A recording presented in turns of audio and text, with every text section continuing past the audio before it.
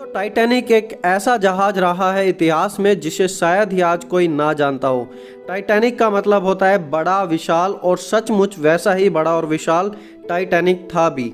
इस जहाज को उस समय की सभी फैसिलिटी से भरपूर बनाया गया था और इसकी सुंदरता का तो वर्णन भी नहीं किया जा सकता था।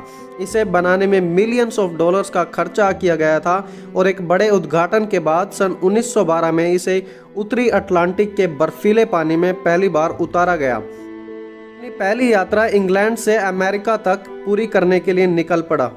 उस समय इस जहाज पर करीब 2224 यात्री भी थे और यात्रा शुरू करने से पहले एक रिपोर्टर ने पूछा टाइटैनिक के डिजाइनर से कि आपका टाइटैनिक के बारे में क्या कहना है, और उसका जवाब था, मैं इतना जानता हूं कि अगर आकाश से परमेश्वर भी पृथ्वी पर उतर आए तो वो इस जहाज को नहीं डुबा सकता।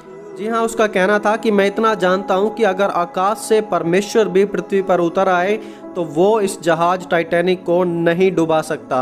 इतना आत्मविश्वास था उनको अपनी रचना में, क्योंकि वो सोचते थे कि हमारे पास सभी फैसिलिटी हैं और यह जहाज बहुत ही मजबूत है।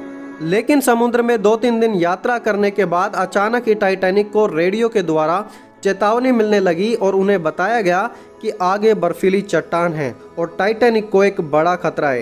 एक के बाद एक 6 चेतावनियां उन्हें लगातार मिली, लेकिन कप्तान स्मिथ ने सोचा कि यह जहाज तो इतना विशाल है कि इसे कुछ हो ही नहीं सकता और हम इसे मैनेज कर लेंगे। लेकिन थोड़े समय बाद जहाज बर्फीली चट्टानों से टकरा गया और आगे का हिस्सा धीरे धीरे टूट गया और जहाज में पानी भरने लगा। करीब 2 से 3 घंटों में जहाज पूरी तरीके से पानी में समा गया और बर्फीले पानी का तापमान जो कि 2 डिग्री सेल्सियस था, उसमें कोई भी मनुष्य 10 या 20 मिनट से ज़्यादा जिंदा नहीं रह सकता था और देखते ही देखते 1517 लोग उसमें मर गए।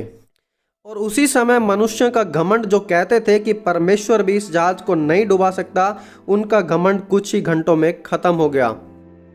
दोस्तों, आज जब हम चांद पर जाने की बातें करते हैं और मार्स पर जीवन शुरू करने की बातें करते हैं, क्लेम करते हैं कि पूरे अंतरिक्ष पर आज हमारा कब्जा है, आज मनुष्य की वो ताकत कहाँ है? कहाँ है आज मनुष्य जाति का घमंड? कहाँ है वे लोग जो परमेश्वर के तुल्य अपने आप को बनाने की कोशिश कर रहे हैं? टाइटैनिक में उस समय सबसे अमीर लोग यात्रा कर रहे थे, लेकिन उनमें से एक भी अपने आप को नहीं बचा पाया। समय टाइटैनिक के कैप्टन को बहुत सारी चेतावनियां दी गई थी, लेकिन उसे तो लगता था कि परमेश्वर भी उसका कुछ नहीं कर सकता।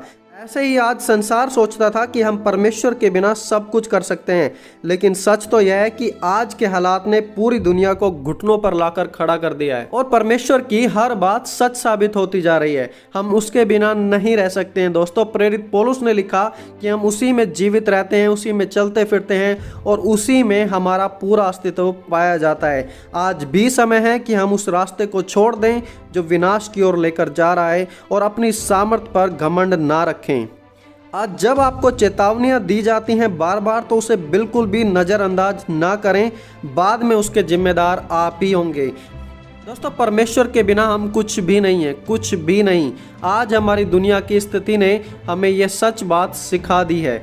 और मेरे दोस्तों, आज जो आप इस वीडियो को देख रहे हैं, याद रखें कि हम परमेश्वर के द्वारा तो सब कुछ कर सकते हैं, लेकिन उससे अलग होकर हम कुछ भी नहीं कर सकते। प्रेरित पौलुस ने कहा, जो मुझे सामर्थ्य देता है मैं उसके द्वारा सब कुछ कर सकता हूँ। टाइटैनिक बर्फीली चट्टान से टकराया और चूर चूर हो गया और उसका कुछ भी नहीं रहा। यीशु ने कहा, जो मेरे वचनों को सुनता है वह चट्टान पर घर बनाता है और कोई भी आंधी, कोई भी तूफान उसे कभी नहीं गिरा सकता। इंसानों द्वारा बनाया गया टाइटैनिक टूट गया और लोगों को नाश भी कर दिया, लेकिन परमेश्वर के द्वारा बनाया गया नूह का जहाज, उसने लोगों को जीवन दिया।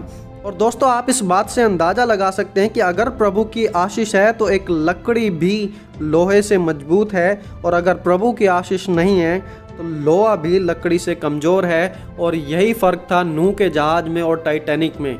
तो इसीलिए दोस्तों, अपने आप पर घमंड करना छोड़ दें और प्रभु पर भरोसा रखना शुरू करें।